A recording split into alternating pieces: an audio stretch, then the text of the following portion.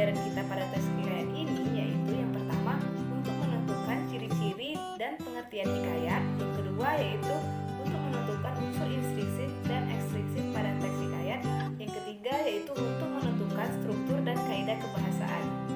Nah, teks hikayat ini merupakan salah satu bentuk sastra prosa terutama pada bahasa Melayu yang berisikan mengenai suatu kisah, cerita ataupun dongeng. Nah, umumnya teks hikayat ini mengisahkan mengenai kehebatan maupun kepahlawanan seseorang seperti keanehan, kesaktian dan mukjizat seorang tokoh utama di dalam teks hikayat tersebut. Nah, kemudian yang kedua yaitu struktur teks hikayat. Nah, adapun struktur teks hikayat itu terdiri dari abstraksi. Nah, abstraksi ini merupakan ringkasan atau inti dari cerita yang akan dikembangkan menjadi rangkaian peristiwa atau gambaran awal dalam cerita teks hikayat tersebut. Nah, yang kedua yaitu orientasi. Nah, pada orientasi ini bagian teks yang berkaitan dengan urutan, suasana, maupun suatu kejadian yang ada pada teks hikayat tersebut. Yang ketiga yaitu komplikasi, yaitu suatu peristiwa atau kejadian yang dihubungkan secara sebab dan akibat. Yang keempat yaitu ada resolusi. Nah, pada resolusi ini, bagian ini si pekarang mengungkapkan solusi terhadap permasalahan yang dialami tokoh atau pelaku utama di dalam teks hikayat tersebut. Yaitu yang kelima yaitu koda. Nah, koda ini merupakan nilai ataupun pelajaran yang dapat diambil dari suatu teks cerita oleh pembaca. Ciri-ciri dan karakteristik teks hikayat. Ciri dan karakteristik teks hikayat yaitu yang pertama bahasa. Bahasa yang digunakan pada teks hikayat itu adalah bahasa Melayu lama. Yang kedua, istana sentris. Pusat ceritanya itu berada di dalam lingkungan istana. Hikayat seringkali bertema dan berlatar kerajaan. Yang ketiga, pralogis atau kemustahilan. Banyak cerita yang terdapat pada teks hikayat itu tidak bisa diterima oleh akal. Kemustahilan dalam teks baik dari segi bahasa ataupun juga dari segi cerita. Contohnya seperti bayi lahir disertai pedang dan panah, seorang putri keluar dari gendang, dan sebagainya. Yang keempat yaitu statis. Dalam teks hikayat ini memiliki sifat yang kaku dan juga tetap. Yang kelima, kesaktian. Seringkali kita dapat menemukan kesaktian pada para tokoh dalam teks hikayat. Yang keenam, anonim. Tidak diketahui dengan secara jelas nama pencerita atau pengarang dari teks hikayat tersebut. Hal tersebut disebabkan karena cerita yang disampaikan itu secara lisan, artinya tidak jelas siapa yang membuat atau mengarang teks hikayat tersebut. Yang ketujuh yaitu arkais. Bahasa yang digunakan pada teks hikayat adalah bahasa arkais, yakni bahasa pada masa lampau atau jarang dipakai dan tidak lazim digunakan dalam komunikasi pada masa kini. Contohnya kata hata, maka, tita, upeti, bejana, syahdan, serta juga sebermula. Nah, umumnya teks hikayat ini memiliki fungsi sebagai pembangkit semangat, sebagai penghibur, dan sebagai pelipur lara. Nah, adapun unsur-unsur dari teks hikayat ini yaitu terdiri dari dua, yaitu unsur ekstrinsik dan unsur intrinsik. Nah, unsur intrinsik ini terdiri dari tema, gaya bahasa, tokoh, penokohan, latar, amanat, gaya bahasa, dan sudut pandang. Nah, kemudian dalam unsur ekstrinsiknya yaitu unsur intrinsik ini biasanya berhubungan dengan latar belakang agama, budaya, sosial, dan lain-lain.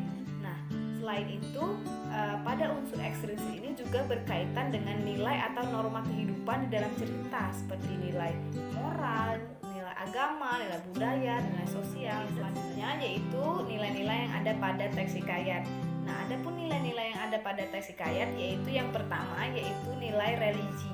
Nah, nilai religi ini yang berhubungan dengan keagamaan dan spiritual.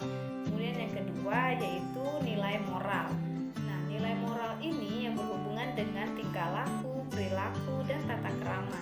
Kemudian yang ketiga yaitu nilai sosial. Nah, nilai sosial ini yang berhubungan dengan hubungan atau interaksi yang terjadi di dalam kehidupan sehari-hari terhadap masyarakat sekitar.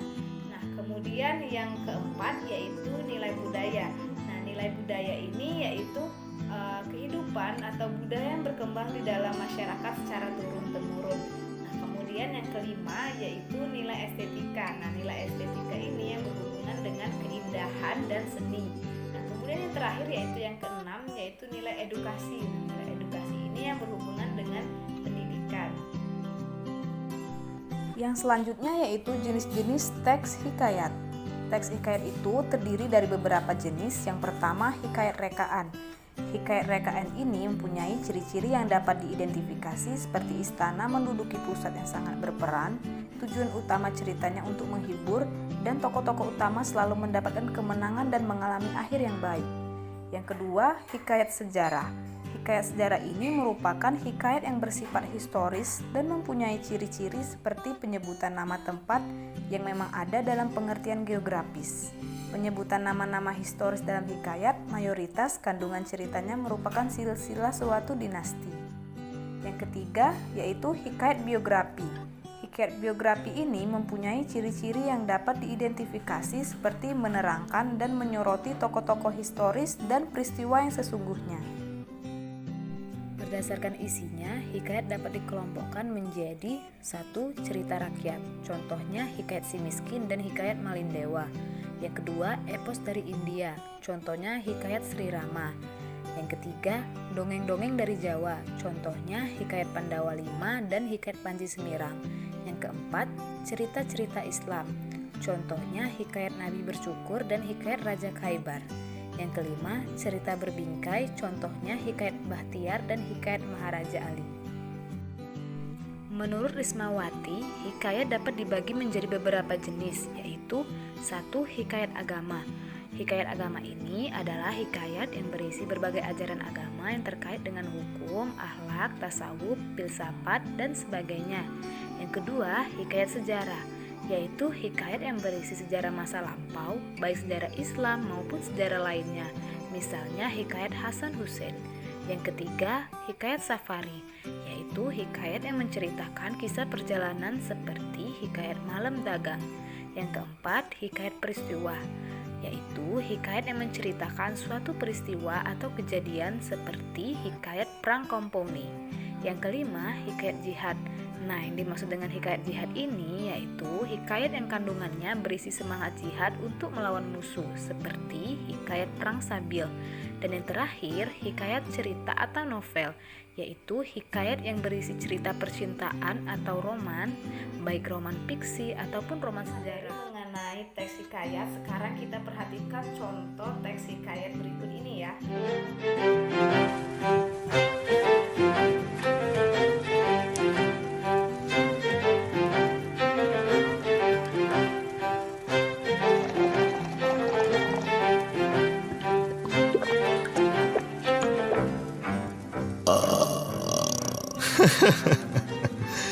Kau mengingatkan aku pada satu cerita lah, Jonki. Hah? Cerita apa tu Tuan Abu Nuwas? Ceritakanlah pada saya. Ini cerita tentang seorang laki-laki dan anjing. Pada masa dahulu, ada seorang lelaki yang sedang dalam perjalanan yang sangat jauh. Cuaca panas membuatkan diri dia letih dan kehausan. Saya tahu. Lepas tu Tuan datang bersama Cerik dan cawan, lalu memberikan lelaki itu minum seperti mana Tuan buat pada saya tadi. Bukanlah. Ini bukan cerita tentang aku dengan lelaki tu. Ini kisah laki-laki dengan anjing. Oh ya, anjing. Okey, teruskan. Cuaca panas membuatkan dirinya letih dan kehausan. Tapi dia tetap meneruskan perjalanannya dengan harapan dia akan jumpa air.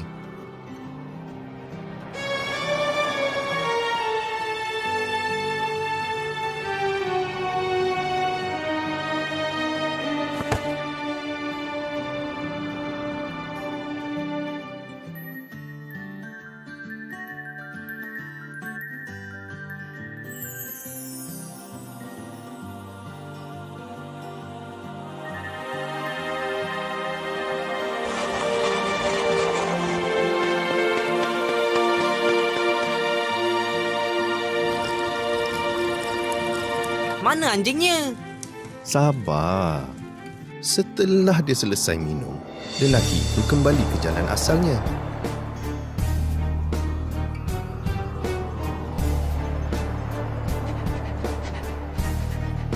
Anjing.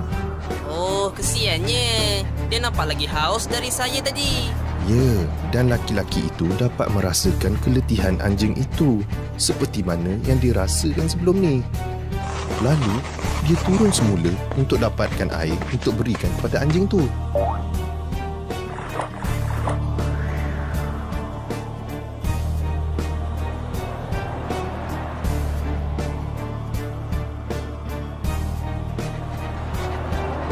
Kerana perbuatannya, Allah telah memberikan ganjaran pahala buat dia.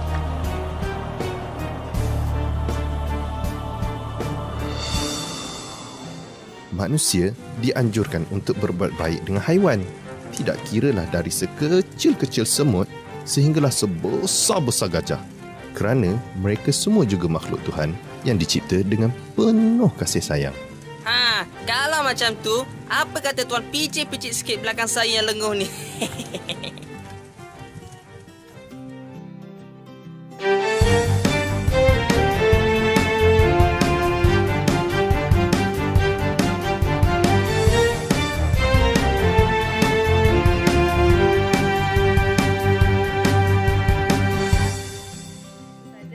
Dapat saya sampaikan mengenai teks hikayat atau cerita rakyat. Semoga materi yang saya sampaikan dapat berguna dan bermanfaat bagi kita semua.